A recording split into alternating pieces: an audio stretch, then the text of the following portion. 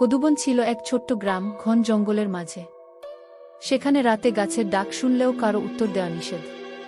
কারণ গ্রামের লোকেরা বলে গাছগুলো রাতে মানুষের নাম ধরে ফিসফিস করে ডাকে। যারা জবাব দেয় তারা আর ফিরে আসে না। লুমা ছিল 10 বছরের সাহসী মেয়ে। তার ভাই রুদ্র 1 বছর আগে জঙ্গলে হারিয়ে যায়। সবাই ধরে নেয় সে মৃত, কিন্তু লুমা বিশ্বাস করে ভাই বেঁচে আছে। এক রাতে সে শুনতে পায়, লুমা, আমি রুদ্র, আমাকে নিয়ে চলো গো। নিয়ম ভেঙে সে জঙ্গলে পা রাখে।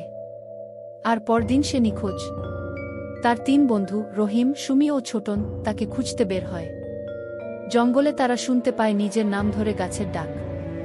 ভয় পেলেও তারা এগিয়ে চলে। এক জায়গায় রহিমকে গাছের শিকড় পেঁচিয়ে ফেলে সুমি তাকে উদ্ধার করে।